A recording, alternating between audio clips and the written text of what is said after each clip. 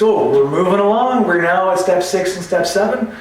We just finished talking about step 4 and 5. Remembering that as things come up, it really helps to have somebody you can reach out to. So at this period in the videos, I just want to reiterate that and let you know that if you need to, you can contact us. Our contact information will be at the bottom of this video, our email, our website, etc. If you have any questions, or if you want someone to help you work through this, I'm happy to do that. We can do it online, we can do it in person, and we'll figure that out based on what the needs are, okay? So step 6 and 7. Step 6. So what that's going to look like, that's going to look like the exact nature of our wrongs, okay? It's going to be a list of these defects of character or character defects of character, whatever you want to call them. You can call them whatever you want. The exact nature of our wrongs, it's what we're pulling out. So what I'll do when I hear a 5th step is I will write down this list for people and then I'll give it to them. So what's going to go on the list is going to be like, you know, fear. That's usually the first one that jumps out at me. Fear, selfishness, ego, pride, etc. Okay? So this list is going to have all these things that look really dark on it. And they're named defects of character. They're named defects of character, right? But really what I want you to think about is, think about a skill set. Okay? Now it's not necessarily a skill set you want to have the happy life, but it's a skill set you need in order to live the life that we were living. Okay? So dishonesty will be one of them. And as I mentioned earlier in another video, dishonesty is a really big one for me. Okay? It was really hard for me to even know what the truth was when I came in. So when I saw all this stuff and I realized, okay, this is definitely defects. This is my darker side, my shadow self. Okay? These are my shadow actions or whatever you want to call it. Really what they became was a skill set. I could never be as promiscuous as I was back then if I told the truth. That's just the way it worked. So I figured a way out to live the life I wanted, which obviously is what I did as an addict, is I created circumstances so that I could live the life I wanted and not the life that was presented to me, right? So these I needed in order to do those things. In order to continue consuming both chemicals and people, I had to live on my shadow self, okay? So in the darkness. So dishonesty, selfishness, irresponsibility, etc. Okay? So once we look at that list, okay, we get this list of all these skill sets, the addict skill set, we'll call it, and the alcoholic and the addict skill set. We'll look at all these things: inconsiderate, okay, self-seeking. Okay? We look at all these things, and then we have to do something about it. Okay? So what are we going to do about it? Well, step 7 is prayer. Okay?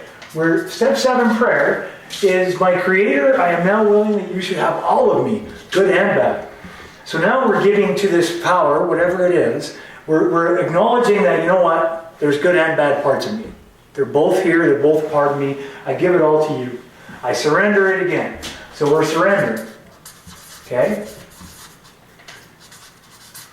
And then the rest of the prayer is, I pray that you will now remove from me every single defect of character which stands in the way of my usefulness to you and to others. Okay? So, remove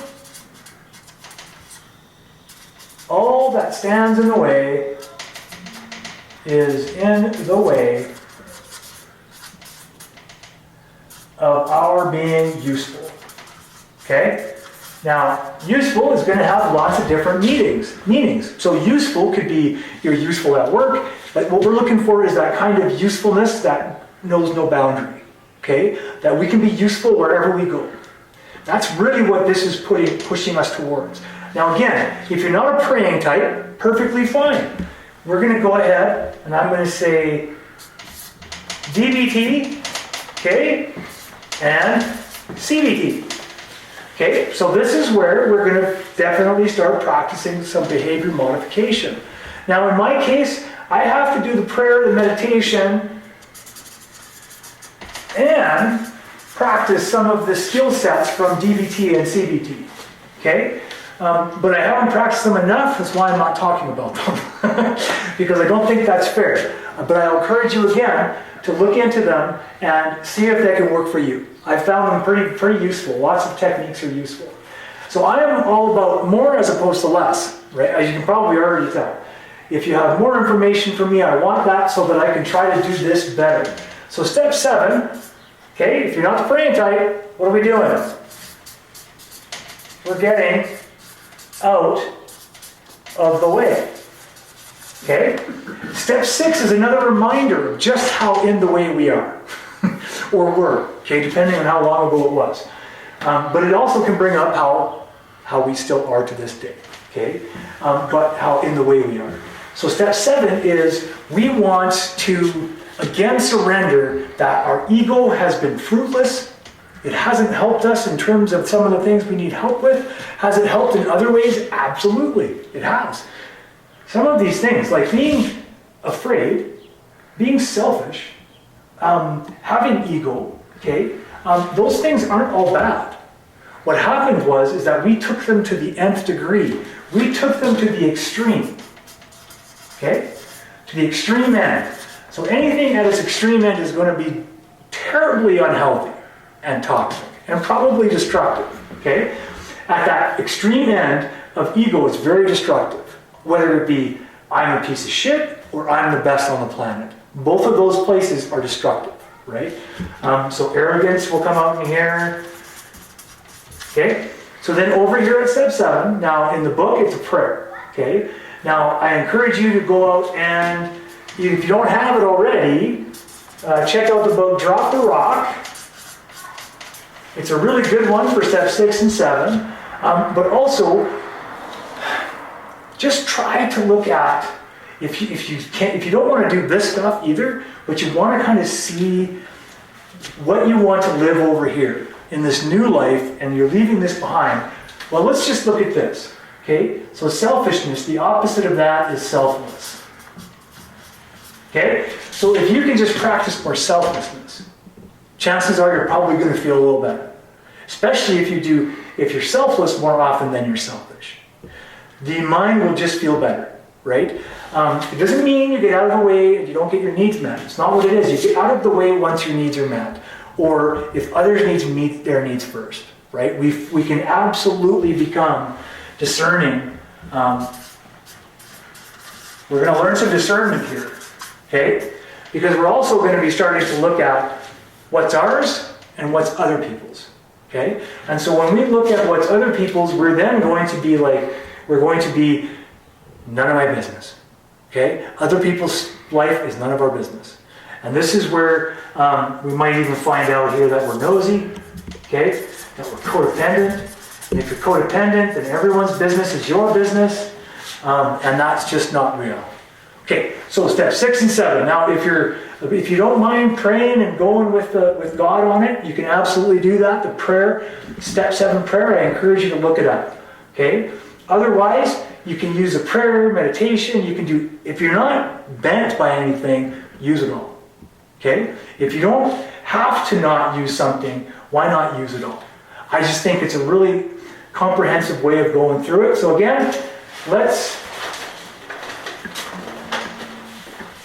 I'm just going to show you, where did it go? Never mind. So, dialectical behavioral therapy, cognitive behavioral therapy. Okay, there's EMDR, EMDMR, something like that. Look it up. There's all kinds of cool therapies that can help us with old behaviors and old thinking patterns in order that we may do some new ones and start living a new life with like new outcomes and new consequences, which is kind of exciting and terrifying all at the same time. But if you're equally excited as you are terrified, then great. Then you're ready to go. Take care. Thank you for joining us.